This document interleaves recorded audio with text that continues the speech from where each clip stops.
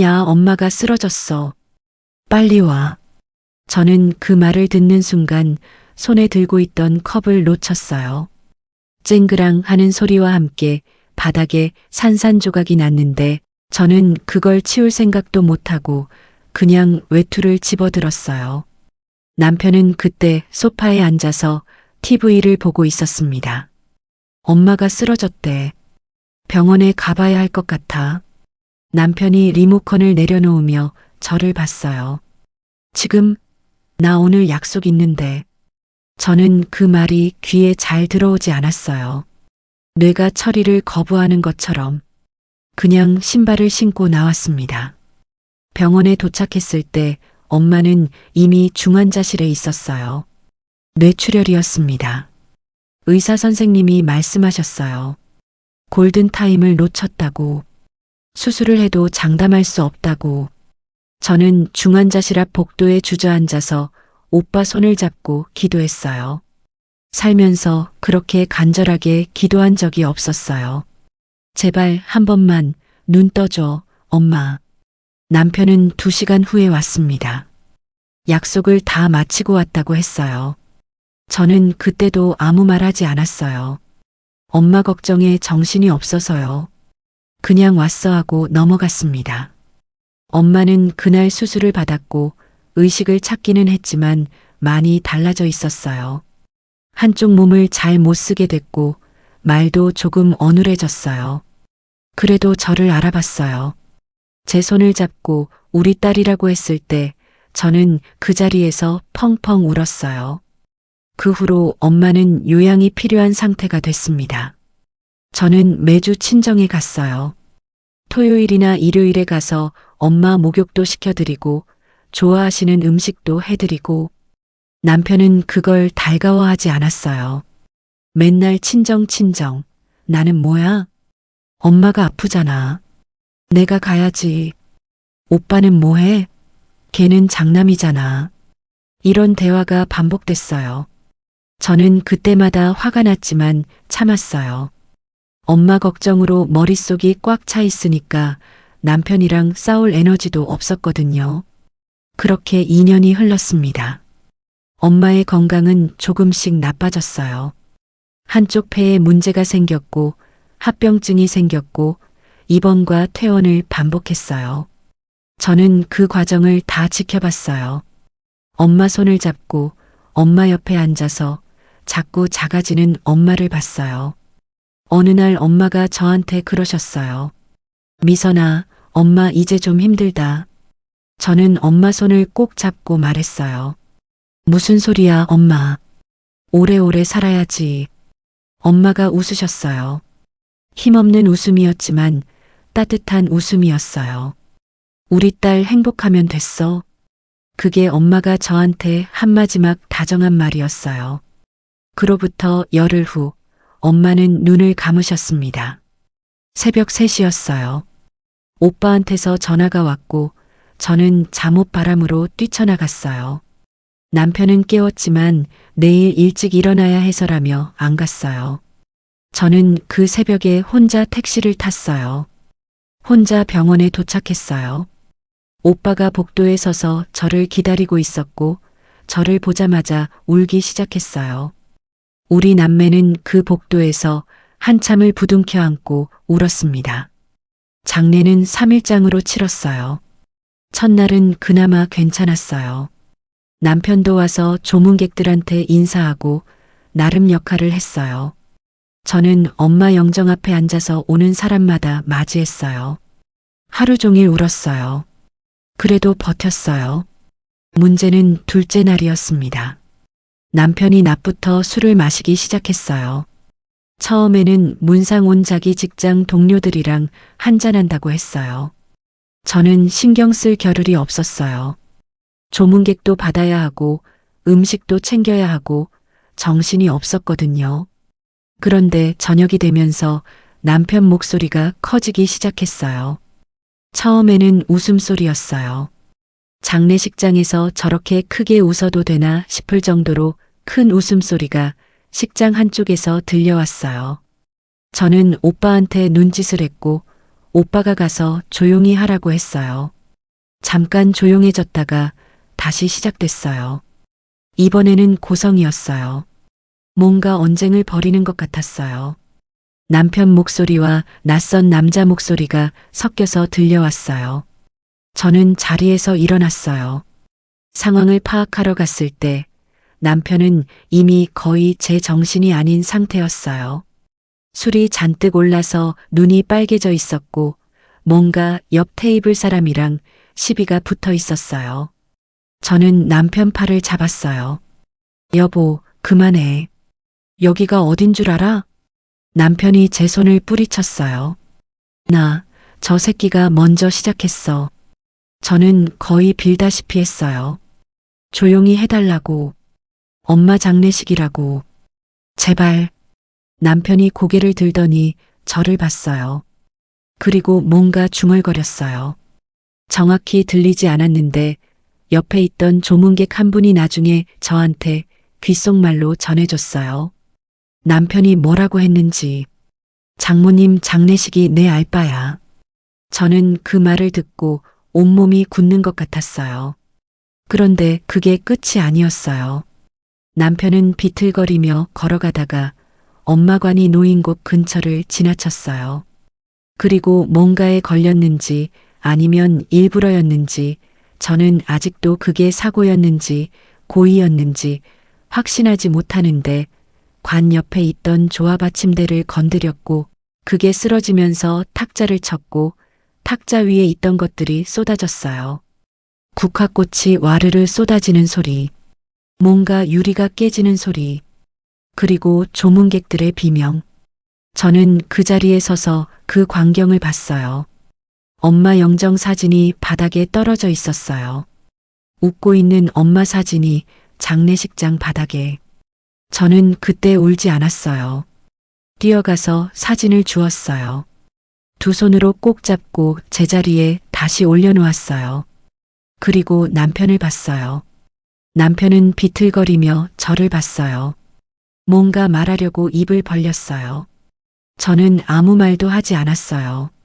그냥 돌아서서 엄마 영정 앞에 앉았어요.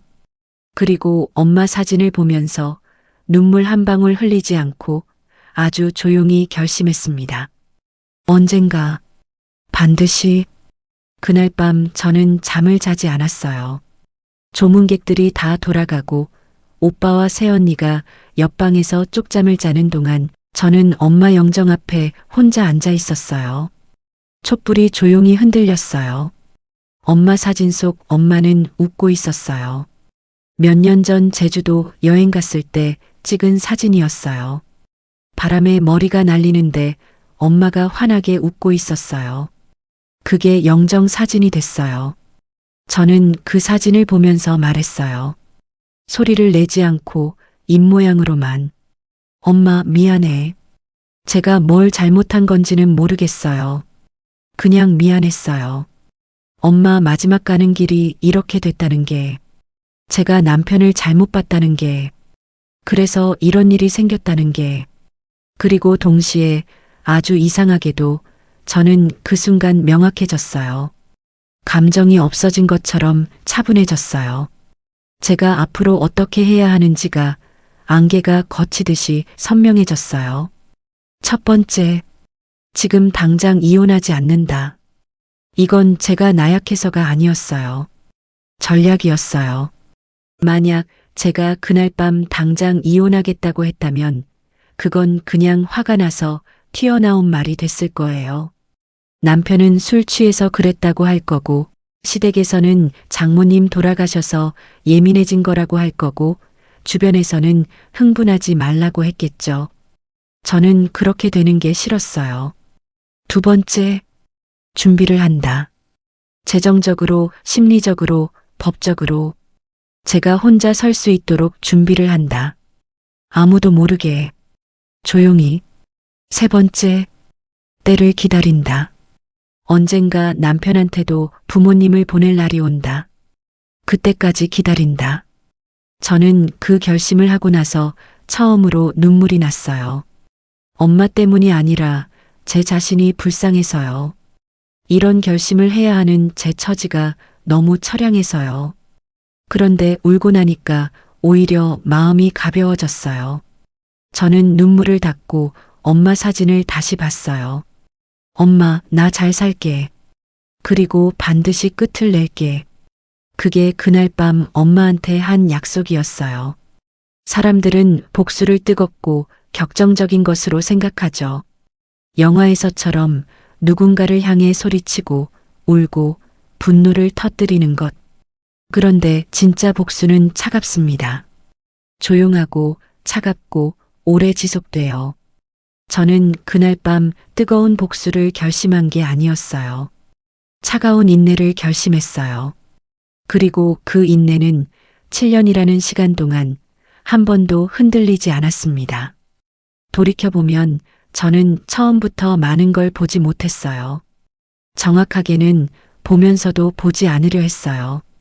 남편 준혁이를 처음 만난 건 제가 28살 때였어요. 직장 동료의 소개로 만났는데 첫인상이 좋았어요. 키도 크고 말도 잘하고 웃음이 시원했어요. 저는 그때 연애를 오래 못하던 시절이라 솔직히 잘 보이려고 노력했어요. 준혁이는 밀어붙이는 스타일이었어요. 만난 지 2달 만에 사귀자고 했고 1년 후에 결혼하자고 했어요. 저는 좀 빠르다고 생각했지만 주변에서 나이 생각해야 한다는 말도 있고 준혁이가 좋은 사람이라는 생각이 들었고 그렇게 결혼했어요. 결혼 초에는 괜찮았어요. 준혁이는 다정했어요. 생일 챙겨주고 기념일 챙겨주고 가끔 꽃도 사다 줬어요. 저는 그게 사랑인 줄 알았어요. 그런데 지금 생각하면 그건 사랑이 아니라 퍼포먼스였어요. 남들이 보는 앞에서 잘하는 것, SNS에 올릴 수 있는 것, 증거가 남는 것, 그런 것들은 잘했어요. 그런데 아무도 안 볼 때 진짜 일상에서는 달랐어요. 예를 들면 제가 아플 때요. 한 번은 독감이 심하게 걸려서 사흘을 누워 있었어요. 열이 39도까지 올라가서 혼자 화장실도 제대로 못 갔어요. 준혁이는 그 사흘 동안 저한테 물 한 잔 갖다 주지 않았어요. 바쁘다고 했어요. 저는 혼자 기어가다시피 해서 부엌에서 물 떠먹고 약 먹고 다시 방에 들어와 누웠어요. 또 한 번은 제가 회사에서 진짜 힘든 일이 있었어요. 상사한테 심하게 깎이는 일이 있어서 집에 와서 울면서 얘기했는데 준혁이 반응이 이랬어요. 왜 그렇게 처신을 못해? 저는 그 말에 더 울었어요. 공감 한마디가 아니라 왜 내가 잘못한 게 아니냐는 거였어요. 그때는 그런가 보다 했는데 지금 생각하면 그게 준혁이의 패턴이었어요. 제가 힘들 때마다 내 잘못으로 돌렸어요. 힘든 상황을 이해하려 하지 않고 왜 내가 그렇게 했냐고 했어요. 시댁 문제도 있었어요. 준혁이 부모님은 전형적으로 아들 편인 부모님이셨어요. 시어머니는 제가 하는 일마다 약간씩 뭔가를 얹었어요.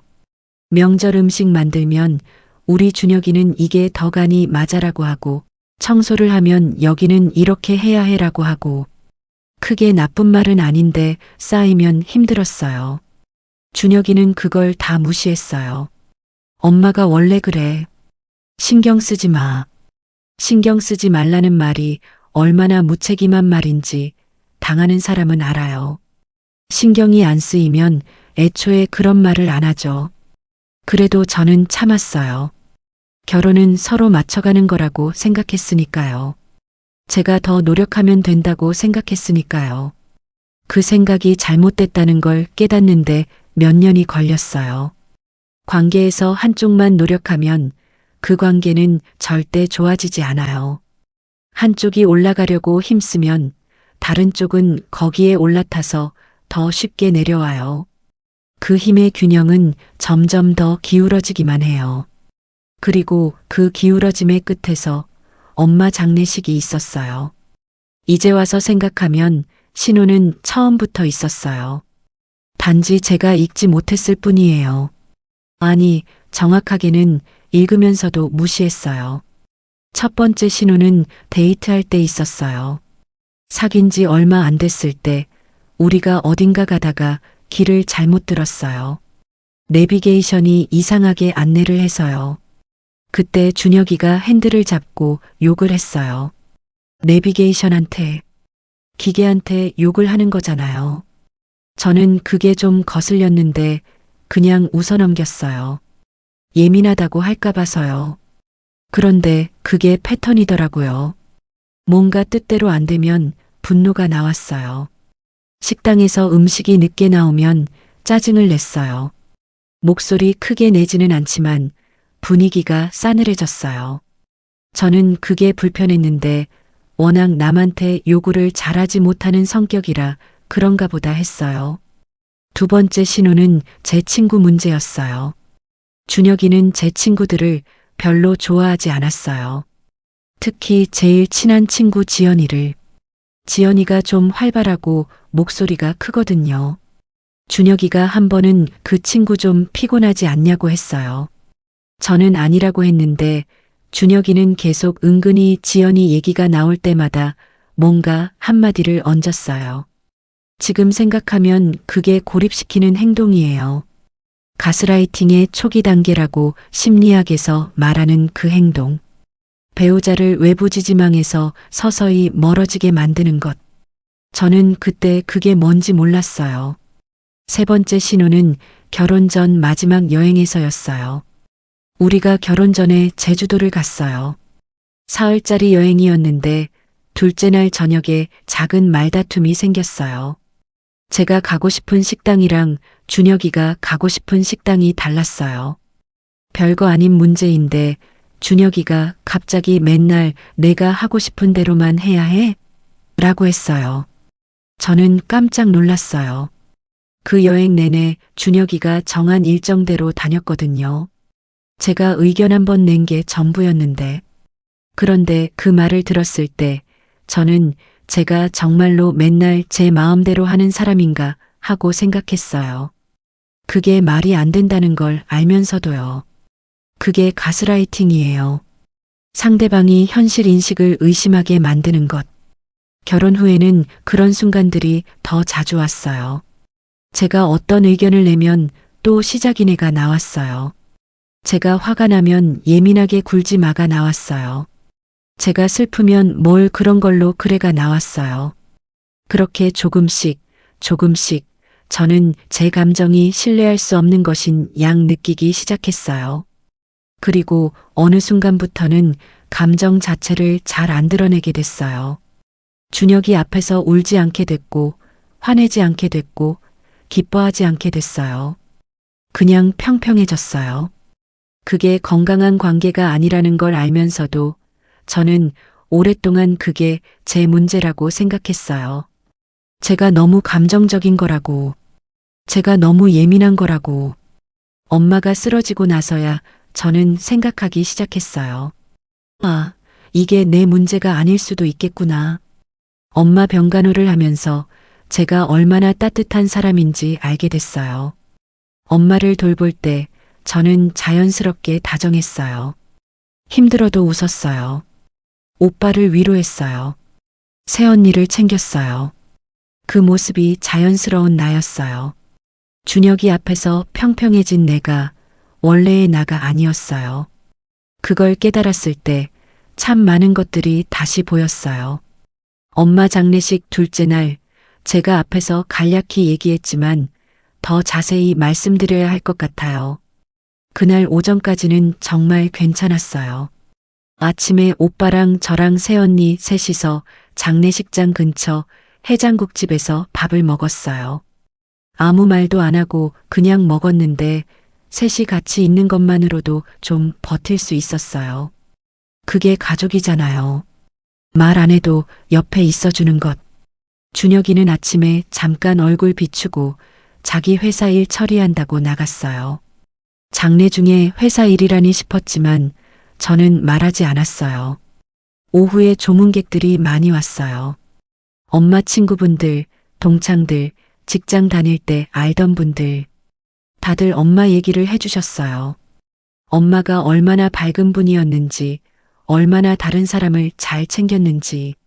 저는 그 말들을 들으면서 계속 울었어요.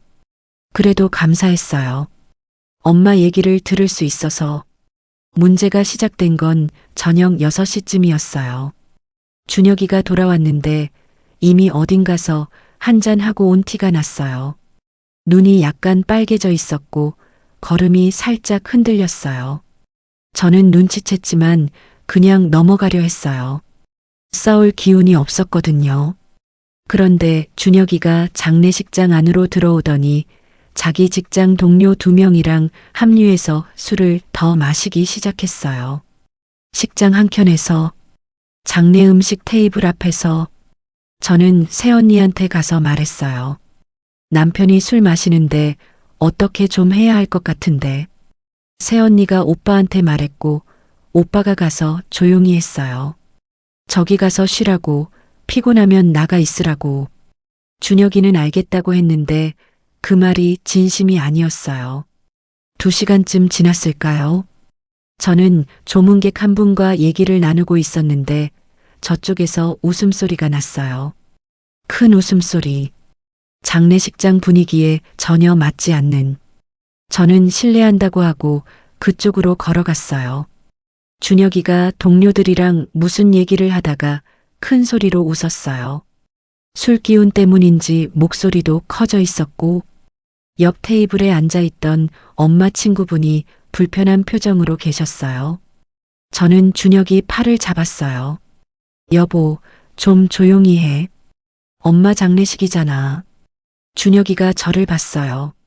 뭔가 쏘아붙이려다가 주변 사람들 시선을 느꼈는지 일단 고개를 끄덕였어요. 그리고 잠깐 조용해졌어요. 저는 다시 돌아와서 제자리에 앉았어요. 엄마 영정을 보면서 마음을 가라앉혔어요. 그런데 얼마 안 지나서 이번에는 고성이 들렸어요. 준혁이 목소리와 다른 남자 목소리가 섞여서 뭔가 싸우는 것 같은. 저는 자리에서 일어났어요. 가슴이 쿵 내려앉았어요. 설마 이 자리에서 하는 생각과 함께 가보니까 준혁이가 옆 테이블에 앉아있던 낯선 남자와 말다툼을 하고 있었어요. 나중에 알고 보니까 엄마 직장 동료분의 남편분이셨는데 그분이 조용히 해달라고 한마디 했던 모양이에요. 그게 준혁이한테 불을 댕겼던 거예요. 저는 준혁이 앞으로 갔어요. 그만해. 여기가 어딘 줄 알아? 장례식장이야. 엄마 장례식이야. 준혁이가 저를 봤어요. 그리고 제 손을 뿌리쳤어요. 세게요. 제가 뒤로 비틀거렸어요. 그 순간 장례식장 안이 조용해진 것 같았어요. 조문객들이 다 쳐다보는 것 같은 느낌. 준혁이가 뭔가 중얼거렸어요. 아까 말씀드린 그 말. 그리고 비틀거리며 돌아서다가 엄마관 쪽으로 걸어갔어요. 저는 뒤에서 봤어요. 준혁이가 조화 받침대에 부딪혔어요. 부딪히면서 받침대가 흔들렸고 그게 옆에 있던 테이블을 쳤어요. 테이블 위에는 사진들이 있었어요. 엄마 살아생전 사진들, 오빠가 만들어 놓은 추모 사진들, 그리고 작은 액자에 담긴 영정 사진. 쿵소리와 함께 그것들이 쏟아졌어요. 사진들이 바닥에 떨어졌어요. 유리 액자 하나가 깨졌어요. 국화꽃이 흩어졌어요. 그리고 작은 영정 사진이, 엄마가 웃고 있는 그 사진이 바닥에 떨어졌어요. 저는 그 순간 아무 소리도 들리지 않았어요. 조문객들이 뭐라고 하는 것 같았는데 들리지 않았어요. 오빠가 소리를 질렀는지도 모르겠어요. 새언니가 울었는지도 모르겠어요. 저는 그냥 걸어가서 엄마 사진을 집어들었어요. 두 손으로. 유리가 깨진 자국이 있었어요. 액자 모서리가 약간 찍혔어요. 저는 그 사진을 가슴에 꼭 안았어요. 그리고 눈을 감았어요. 눈물이 나지 않았어요. 오히려 이상하게 차분했어요.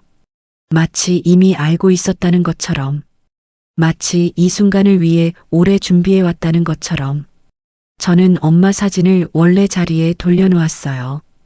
깨진 액자를 정리했어요. 흩어진 국화꽃을 주었어요. 아무 말도 하지 않았어요.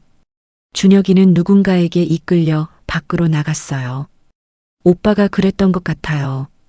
오빠는 나중에 저한테 미안하다고 했어요. 자기가 더 일찍 막았어야 했다고. 저는 오빠 손을 잡았어요. 오빠 잘못 아니야. 그게 전부였어요. 그날 밤 저는 준혁이와 같은 공간에 있지 않았어요.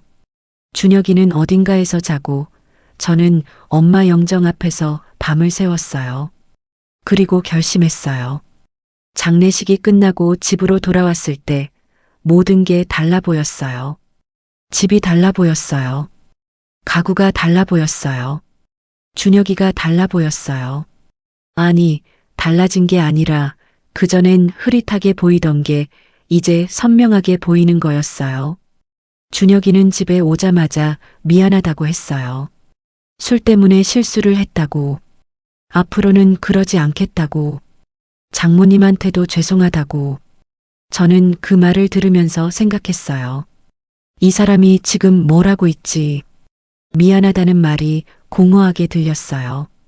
말의 의미가 없어진 것처럼. 왜냐하면 저는 이미 결심을 했기 때문이에요. 준혁이의 사과가 저를 흔들 수 없었어요. 흔들리면 안 되는 게 아니라 진짜로 흔들리지 않았어요. 저는 그냥 알겠어라고 했어요. 준혁이는 제 반응이 이상했는지 계속 뭔가 더 말했어요. 앞으로 잘하겠다고, 처가에도 잘하겠다고, 오빠한테도 사과하겠다고. 저는 계속 알겠어라고만 했어요. 그 이후로 저는 준혁이와 다르게 살았어요. 겉으로는 똑같이 살았어요. 밥 먹고, 청소하고, 각자 출퇴근하고. 하지만 속으로는 달랐어요. 저는 그때부터 돈을 모으기 시작했어요. 결혼하고 나서 저는 월급의 대부분을 공동 통장에 넣었어요. 생활비, 저축 다 거기서 나갔어요. 그런데 그때부터 저는 조금씩 별도로 모았어요. 아주 조금씩 눈에 띄지 않도록. 그리고 공부를 시작했어요. 이혼에 대해서요. 재산 분할에 대해서요. 위자료에 대해서요. 인터넷에서 찾아보고 책도 읽고 무료 법률 상담도 받아봤어요. 이름을 밝히지 않고 익명으로. 또 한 가지, 저는 증거를 모으기 시작했어요. 그날 장례식장에서 있었던 일을 기억하는 사람들이 있었어요. 조문객 중에 우리 엄마 친구분, 오빠 동창, 새언니 친구. 저는 그분들한테 연락해서 혹시 나중에 제가 필요할 때 증언해 줄 수 있냐고 조심스럽게 물어봤어요. 다들 흔쾌히 그러겠다고 했어요. 몇 분은 적극적으로 도와주겠다고 하셨어요. 그날 일이 너무 충격적이었다면서 저는 그분들 연락처를 소중하게 보관했어요. 그리고 그때부터 준혁이가 제게 하는 행동들을 메모했어요. 날짜, 상황, 내용. 일기처럼 썼어요. 나중을 위해서. 준혁이는 그걸 몰랐어요. 제가 일기를 쓰고 있다는 것도 몰랐고, 제가 이미 마음을 떠났다는 것도 몰랐어요. 저는 겉으로는 똑같이 살았으니까요. 그게 힘들지 않았냐고요? 힘들었어요. 정말로. 아침에 준혁이 밥 챙겨주면서 속으로는 수십만 가지 생각이 지나갔어요. 이게 마지막 몇 년일 수도 있다는 생각, 좀 더 일찍 도망갔어야 했다는 생각, 엄마한테 미안하다는 생각. 밤에 자다가 혼자 운 적도 여러 번이에요. 하지만 그 눈물이 흔들림이 아니었어요. 쏟아내는 거였어요. 쌓인 걸 내보내고 다시 단단해지는 과정이었어요. 저는 매번 그렇게 했어요. 울고 나면 다시 단단해졌어요. 그리고 기다렸어요.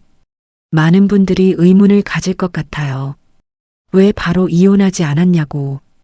그런 일이 있었으면 그냥 떠났어야 하지 않냐고. 당연한 질문이에요. 저도 그 질문을 수천 번 자신한테 했어요. 이유는 여러 가지였어요. 첫 번째는 현실적인 이유였어요. 당시 저는 재정적으로 완전히 독립이 안 돼 있었어요. 직장은 있었지만 모아놓은 돈이 많지 않았어요. 혼자 살 집을 구하려면 보증금이 필요했어요. 엄마 돌아가신 직후라 장례 비용도 나갔어요. 오빠도 넉넉한 처지가 아니었고 바로 나오면 당장 어디 가서 어떻게 살아야 하는지가 막막했어요. 두 번째는 심리적인 이유였어요. 오래 같이 산 사람과 헤어지는 게 쉽지 않아요. 이 사람이 나쁜 사람이라는 걸 머리로는 알면서도 몸이 그 생활에 익숙해져 있어요. 새벽에 혼자 눈을 뜨는 게 두려운 거예요. 아무도 없는 집이 두려운 거예요. 그게 나약한 게 아니에요. 인간이 원래 그래요. 익숙함에서 벗어나는 게 두렵도록 설계돼 있어요. 세 번째는 제가 원하는 방식 때문이었어요. 저는 억울하게 떠나고 싶지 않았어요. 쫓겨나듯이 상처만 가득 안고 도망치듯이 나가고 싶지 않았어요. 저는 제가 준비됐을 때 제가 원하는 조건으로 제 머리를 들고 나가고 싶었어요. 그러려면 시간이 필요했어요. 법적으로 준비하는 시간, 재정적으로 준비하는 시간, 심리적으로 준비하는 시간, 그리고 솔직히 말하면 한 가지 더. 저는 제가 결심한 것을 이루고 싶었어요. 엄마 영정 앞에서 한 그 결심, 준혁이한테도 이런 순간이 오게 하겠다는 그 결심. 그건 복수심이었을 수도 있어요. 나쁜 감정이었을 수도 있어요. 하지만 그게 저를 버티게 했어요. 그게 없었으면 저는 그냥 무너졌을 것 같아요. 인간이 견디는 방식은 다 달라요.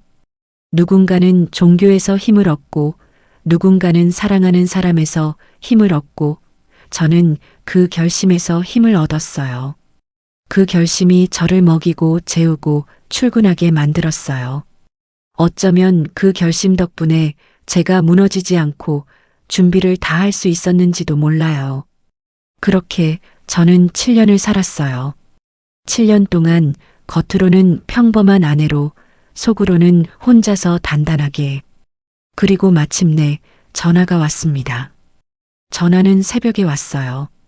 저는 잠이 들어 있었는데 진동 소리에 눈을 떴어요. 화면을 봤더니 준혁이 어머니, 즉 시어머니한테서 온 전화였어요. 새벽에 시어머니 전화라면 저는 전화를 받았어요. 여보세요. 시어머니 목소리가 들렸어요. 울음 섞인 목소리였어요. 미선아, 아버지가 말을 잇지 못하셨어요. 저는 가슴이 콱 막히는 것 같았어요. 진짜로요. 시아버지가 좋은 분은 아니었지만 그래도 사람이 돌아가셨다는 소식은 무거웠어요. 어머니, 진정하세요. 뭐라고요? 아버지가 돌아가셨어. 방금. 저는 잠시 눈을 감았어요. 그리고 아주 차분하게 생각했어요. 왔구나. 그 두 글자였어요. 7년을 기다린 그 순간이 왔다는 것. 준혁이는 그 사이에 잠에서 깨어나 있었어요. 제가 전화 받는 소리에 깬 것 같았어요. 저는 전화를 끊고 준혁이를 봤어요. 아버지 돌아가셨대. 준혁이 얼굴이 굳었어요. 뭐? 방금 어머니한테 전화 왔어. 준혁이가 벌떡 일어났어요. 흔들리는 눈으로 어딘가를 봤어요. 저는 그 표정이 낯설었어요. 준혁이가 그렇게 당황하는 걸 오랜만에 봤어요. 저는 조용히 일어나 불을 켰어요. 그리고 옷을 갈아입기 시작했어요. 뭐해? 가야지. 지금 바로? 당연하지. 어머니 혼자 계시잖아. 준혁이가 멍한 얼굴로 저를 봤어요.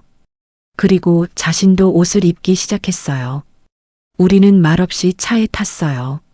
새벽 3시가 넘은 시각이었어요. 고속도로는 텅 비어 있었어요. 차 안에서 준혁이는 아무 말도 안 했어요. 창밖을 보거나 핸드폰을 봤어요. 아마 사이트 검색을 했을 거예요. 뭘 해야 하는지. 저는 조용히 운전했어요. 그리고 머릿속으로 7년을 되감았어요. 엄마 장례식이 떠올랐어요. 그 새벽에 혼자 택시 탔던 것, 영정 앞에서 밤새운 것, 바닥에 떨어진 엄마 사진, 제 손을 뿌리쳤던 준혁이 손, 그리고 그날 밤 제가 한 결심. 저는 조용히 숨을 들이쉬었어요. 오늘이구나. 오늘 그 결심을 이루는 날이구나. 저는 핸들을 꽉 잡았어요. 그리고 시댁으로 향했습니다. 먼저 말씀드릴게요. 저는 장례식장에서 소리를 지르지 않았어요. 술을 마시지 않았어요. 싸우지 않았어요. 남들이 기대할 수 있는 그런 방식의 복수가 아니었어요. 저의 복수는 아무것도 하지 않는 것이었어요. 정확하게는 며느리가 해야 할 일을 하나도 하지 않는 것. 이게 얼마나 강력한 건지 설명하려면 먼저 한국의 장례 문화를 알아야 해요. 한국 장례식에서 며느리의 역할이 얼마나 큰지 아세요? 음식 준비, 손님 맞이, 음식 서빙, 설거지, 빈소 정리, 조문객 챙기기, 상주들 식사 챙기기, 각종 심부름. 예전에 비하면 많이 나아졌지만 그래도 여전히 장례식장에서 며느리는 쉬지 않고 일해요. 특히 시댁 입장에서 큰 며느리, 즉 장남 아내는 더더욱. 준혁이는 장남이었어요. 그 말인즉 저는 그 장례 사흘 동안 사실상 모든 실무를 도맡아 해야 한다는 기대를 받고 있었어요. 시어머니, 시댁 친척들, 준혁이 다 그렇게 기대했겠죠. 저는 그냥 하지 않았어요. 도착하자마자 시어머니한테 가서 꼭 안아드렸어요. 진심으로요. 아무리 준혁이가 미웠어도 시어머니는 방금 남편을 잃은 분이었으니까. 어머니, 많이 힘드시죠? 제가 옆에 있을게요. 그게 전부였어요. 그리고 저는 그냥 시어머니 옆에 앉았어요. 장례 준비는 알아서 돌아갔어요. 준혁이가 뭔가를 처리했어요. 준혁이 동생이 왔어요. 장례 지도사가 설명을 했어요. 저는 그 과정에서 적극적으로 나서지 않았어요. 누군가 뭔가를 요청하면 했어요. 하지만 먼저 나서서 하지 않았어요. 음식 준비요? 장례식장에서 다 해줬어요. 저는 음식을 가져다 나르지 않았어요. 대신 제가 뭘 도와드릴까요? 라고 장례 지도사한테 물어봤더니 다 알아서 한다고 했어요. 조문객 응대요? 저는 상주석에 앉아서 조문객이 오면 인사했어요. 그 이상은 하지 않았어요. 준혁이가 뭔가 해달라고 할 때만 움직였어요. 첫날 밤 준혁이가 저한테 뭔가 시키려다가 이상한 걸 눈치챈 것 같았어요. 야, 저기 음식 좀 내다 줘. 저는 준혁이를 봤어요. 응, 잠깐만. 그러고는 천천히 일어나서 딱 그것만 하고 왔어요. 더 이상 뭔가를 챙기거나 하지 않았어요. 준혁이가 다시 뭔가를 하라고 했어요. 저는 또 딱 그것만 했어요. 준혁이가 점점 이상해졌어요. 왜 이렇게 느려? 저는 아무 말도 안 했어요. 다른 사람들 어떻게 생각하겠어? 저는 조용히 답했어요. 어떻게 생각하라는 건데? 준혁이가 저를 봤어요. 뭔가 말하려다가 주변 사람들이 있어서 참는 것 같았어요. 저는 자리로 돌아왔어요. 그리고 혼자 아주 잠깐 웃었어요. 아무도 모르게. 둘째 날이 되었어요. 시댁 친척들이 다 모였어요. 시아버지 형제분들, 그 자녀들, 사돈댁 사람들, 시어머니 친구분들도 오셨어요. 그 자리에서 저는 내내 시어머니 옆에 있었어요. 시어머니가 뭔가 필요하면 제가 챙겼어요. 물 드시겠냐고, 좀 드셔야 한다고, 잠깐 쉬시겠냐고. 그 역할만 했어요. 어떻게 보면 저는 완벽한 며느리였어요. 늘 시어머니 곁에 있고 시어머니를 챙겼으니까. 어떻게 보면 저는 전혀 며느리답지 않았어요. 다른 것들은 아무것도 안 했으니까. 시댁 친척 중에 한 분이 저한테 오셨어요. 아마 시아버지 형님 댁 며느리셨던 것 같아요. 어머, 미선 씨, 저기 상을 좀 봐야 할 것 같은데. 저는 그분을 봤어요. 어머니가 저한테 특별히 부탁하신 게 없어서요. 준혁이나 시댁 어른들한테 여쭤보실 수 있으세요? 그분이 좀 당황한 눈으로 저를 봤어요. 그리고 뭔가 말하려다가 그냥 가셨어요. 준혁이가 그 장면을 봤어요. 저한테 왔어요. 왜 그랬어? 뭐요? 저분이 부탁하시는데 왜 그냥 보냈어? 저는 준혁이를 봤어요. 아주 조용하게. 당신이 하면 되잖아. 준혁이 눈이 커졌어요. 저는 더 아무 말도 안 하고 시어머니 곁으로 돌아왔어요. 그날 저녁 분위기가 미묘해졌어요. 다들 눈치를 챘을 거예요. 큰 며느리가 뭔가 이상하다는 것을. 왜 안 나서는지, 왜 저렇게 조용한지. 수군거리는 소리가 들렸어요. 저한테 직접 말하지는 않았지만 저는 개의치 않았어요. 그때쯤 준혁이는 뭔가 깨닫기 시작한 것 같았어요. 저한테 처음으로 진지하게 물어봤어요. 미선아, 너 뭔가 생각이 있는 거야? 저는 준혁이를 봤어요. 한 박자 쉬고 아주 조용하게 말했어요. 응, 있어. 준혁이가 굳었어요. 저는 더 말하지 않았어요. 그게 전부였어요. 그 두 글자, 응, 있어. 그 말 속에 7년이 들어 있었어요. 장례 사흘째 되던 날, 시어머니가 저한테 조용히 오셨어요. 저는 한켠에 혼자 앉아 있었어요. 시어머니가 옆에 앉으셨어요. 잠시 침묵이 흘렀어요. 시어머니가 먼저 입을 여셨어요. 미선아, 네. 너 많이 힘들었지. 저는 그 말이 의외였어요. 시어머니는 원래 저한테 그런 말 잘 안 하셨거든요. 늘 뭔가 지적하고 뭔가 얻는 분이셨지. 이렇게 직접적으로 힘들었냐고 물어보신 적은 없었어요. 저는 뭐라고 해야 할지 몰라서 그냥 시어머니를 봤어요. 시어머니 눈에 눈물이 고여 있었어요. 어머님 장례식 때 준혁이가 한 짓, 나 알아. 다 알고 있었어. 저는 가슴이 쿵 내려앉았어요. 시어머니가 알고 있었다고요? 그때 내가 내한테 아무 말도 못해서 미안했어, 사실. 저는 눈물이 나려는 걸 참았어요. 시어머니가 계속 말씀하셨어요. 내 자식이 그런 행동을 했는데 나는 준혁이 감싸기 바빴지. 내가 얼마나 상처받았을지는 생각을 안 했어. 그게 내가 잘못한 거야. 저는 시어머니 손을 봤어요. 오래된 손이었어요. 주름지고 거칠고 이 손이 평생 일을 했겠구나 싶은 손이었어요. 저는 그 손을 잡았어요. 어머니, 왜? 지금 말씀해 주셔서 감사해요. 시어머니가 고개를 들어 저를 봤어요. 너 이제 어떻게 할 거야? 저는 잠시 생각했어요. 그리고 솔직하게 말했어요. 저도 아직 모르겠어요. 하지만 지금처럼은 안 살 것 같아요. 시어머니가 천천히 고개를 끄덕이셨어요. 그래, 내 인생이니까. 그 말이었어요. 그 말 한마디가 시어머니한테서 들을 줄 몰랐던 말이 오히려 저한테 많은 것들을 건드렸어요.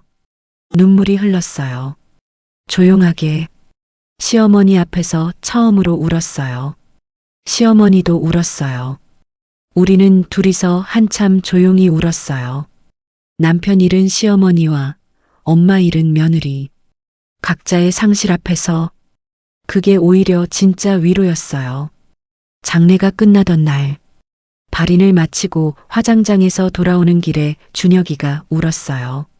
차 안에서 혼자, 소리 없이 눈물이 뺨을 타고 내려왔어요. 저는 운전을 하면서 그 모습을 봤어요.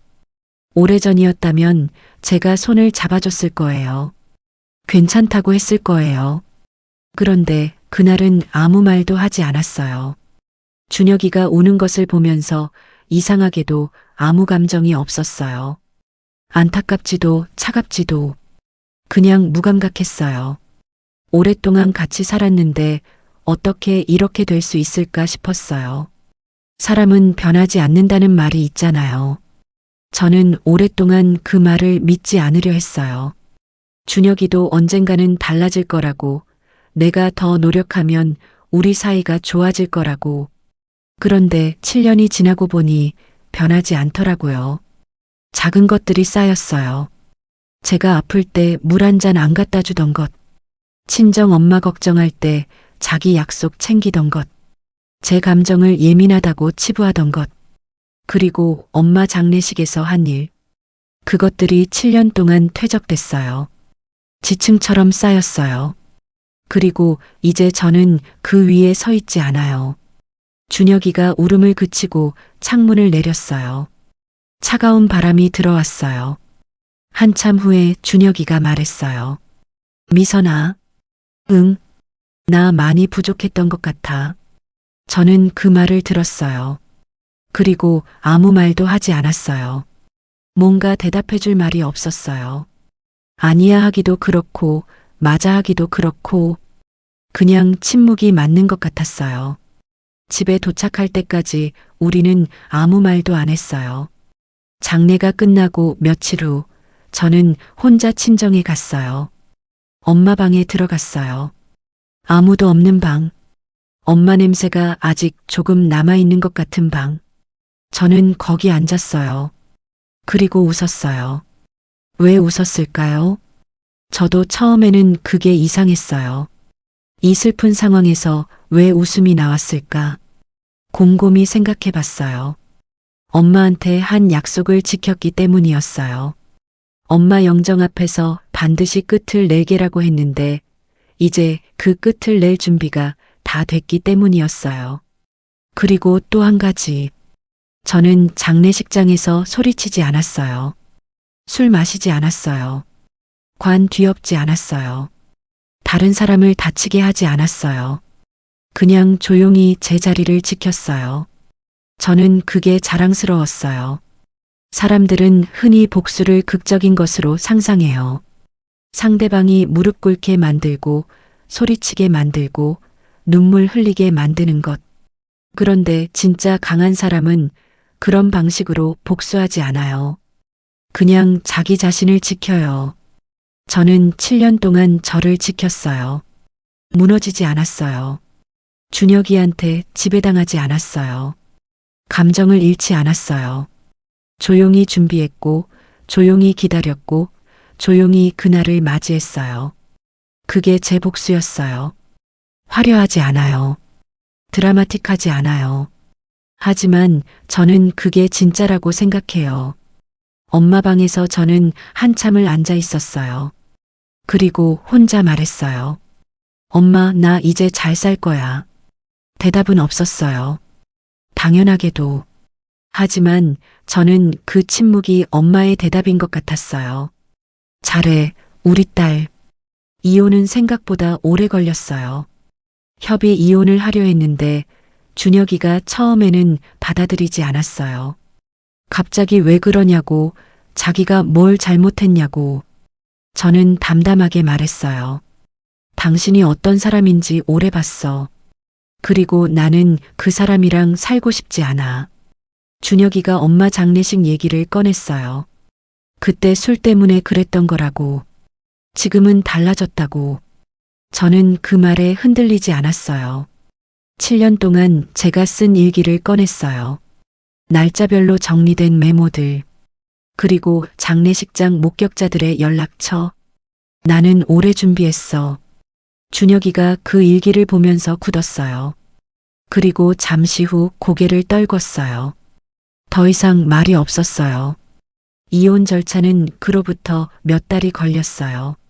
재산 분할도 있었고, 몇 가지 정리할 것들도 있었고, 힘든 과정이었지만 저는 그 과정이 두렵지 않았어요. 이미 마음속으로 수백 번 연습했으니까요. 이혼이 완료됐을 때 저는 혼자 집에서 소주 한 잔 마셨어요. 혼자서. 그게 축하인지 위로인지 잘 모르겠었어요. 그냥 오늘은 마실 것 같아서 마셨어요. 그 이후의 삶은요. 쉽지는 않았어요. 혼자 사는 것이 처음에는 낯설었어요. 새벽에 이상한 소리가 나면 무서웠어요. 밥을 혼자 먹는 게 어색했어요. 그런데 어느 순간부터 괜찮아졌어요. 혼자인 게 익숙해지는 게 아니라 혼자인 게 편해졌어요. 누군가 눈치 볼 필요가 없고, 누군가 비위 맞출 필요가 없고, 누군가가 내 감정을 예민하다고 할까봐 조심할 필요가 없었어요. 저는 그냥 제가 느끼고 싶은 걸 느꼈어요. 슬프면 울고, 기쁘면 웃고, 화나면 화내고. 그 자유가 처음에는 낯설었는데 시간이 지나니까 이게 원래 사람이 살아야 하는 방식이구나 싶었어요. 저는 다시 지연이를 자주 만났어요. 결혼하고 나서 뜸해졌던 친구를. 지연이는 제가 이혼했다는 걸 알고 아무 말도 안 하고 그냥 안아줬어요. 한참을. 그 포옹이 정말 오래 기억에 남을 것 같아요. 오빠도 자주 봤어요. 엄마 없는 명절에 오빠 집에서 밥 먹고 엄마 얘기하고 웃고 울고. 그게 생각보다 좋았어요. 저는 지금 작은 곳에서 혼자 살고 있어요. 큰 집은 아니지만 제가 원하는 것들로만 채워진 공간이에요. 제가 좋아하는 향초, 제가 좋아하는 책, 제가 좋아하는 그릇. 저를 모르는 사람이 보면 그냥 평범한 싱글 여성의 집이겠죠. 하지만 저한테는 그 어떤 호화로운 공간보다 소중한 곳이에요. 거기서 저는 매일 아침 커피를 내려 마셔요. 창밖을 보면서. 아무도 방해하지 않는 그 시간이 좋아요. 엄마 생각도 나요. 엄마가 좋아하셨던 꽃을 창가에 두었어요. 작은 화분이에요. 그걸 볼 때마다 엄마한테 인사해요. 잘 지내고 있어, 엄마. 지금 이 이야기를 듣고 계신 분들 중에 어쩌면 비슷한 상황에 계신 분이 있을 수 있어요. 사랑하는 사람을 잃은 슬픔 속에서 더 이상 내 편이 아닌 것 같은 사람 옆에서 그래도 버텨야 한다고 생각하며 사시는 분. 저는 그분들한테 이렇게 말하고 싶어요. 첫 번째, 당신의 감정은 틀리지 않아요. 누군가 당신한테 예민하다고, 감정적이라고, 왜 그런 걸로 그러냐고 한다면 그 말을 믿지 마세요. 당신이 느끼는 것은 당신이 가장 잘 알아요. 당신의 감정을 가장 먼저 신뢰할 사람은 당신이에요. 두 번째, 서두르지 않아도 돼요. 저는 7년이 걸렸어요. 어떤 분은 더 빠르게 결정하실 수도 있고 어떤 분은 더 오래 걸릴 수도 있어요.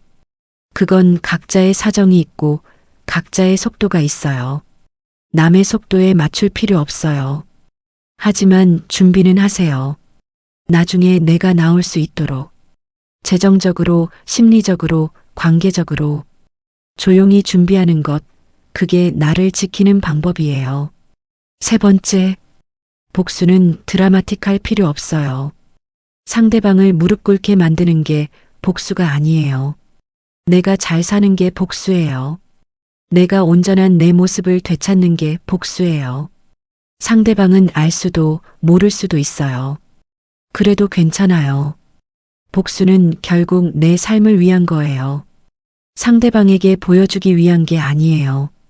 네 번째, 혼자 있어도 괜찮아요. 많은 분들이 혼자가 될까봐 두려워서 나쁜 관계에 머물러요. 저도 그랬어요. 그런데 막상 혼자가 되고 보니 나쁜 사람 곁에 있는 것보다 혼자가 훨씬 덜 외로웠어요. 진짜 외로움은 아무도 없을 때가 아니라 옆에 사람이 있는데 혼자인 것 같을 때예요. 저는 지금 혼자지만 외롭지 않아요. 다섯 번째, 엄마한테 부끄럽지 않게 사세요. 이게 마지막이에요. 이게 제일 중요한 것 같아요. 저는 힘들 때마다 엄마한테 물어봤어요. 엄마라면 어떻게 했을까? 엄마가 이 모습을 보면 뭐라고 할까? 엄마는 아마 이렇게 말씀하셨을 것 같아요. 우리 딸, 내가 행복하면 됐어. 그래요. 우리가 살아야 하는 이유는 사랑했던 사람들한테 부끄럽지 않게, 그리고 스스로한테 부끄럽지 않게 그렇게 사는 거예요. 저는 지금 그렇게 살려고 해요. 완벽하지 않아도, 가끔 힘들어도, 그래도 제 자신으로. 어느 봄날, 저는 엄마 산소에 갔어요. 진달래가 피어 있었어요. 엄마가 좋아하던 꽃이었어요. 저는 꽃 한 다발 가져가서 올려드리고 한참 앉아 있었어요. 뭔가 할 말이 많을 것 같았는데 막상 앉으니까 할 말이 없었어요. 그냥 조용했어요. 바람이 불었어요. 따뜻한 봄바람. 저는 그 바람이 엄마 같다고 생각했어요. 따뜻하고 부드럽고 딱 필요한 만큼. 엄마, 나 잘 지내고 있어. 혼자 말했어요. 힘들기도 하고, 외롭기도 하고, 그래도 괜찮아. 엄마가 키워준 사람이잖아. 바람이 다시 불었어요. 저는 웃었어요. 엄마 장례식에서 울던 내가 오랜 기다림 끝에 마침내 웃게 된 이유가 거기 있었어요. 내가 나를 지켰기 때문이에요. 끝까지. 이 이야기가 비슷한 상처를 가진 누군가에게 닿기를 바랍니다. 당신은 혼자가 아니에요. 그리고 반드시 나아집니다. 지금 어디서 듣고 계신지 댓글도 남겨주세요. 감사합니다.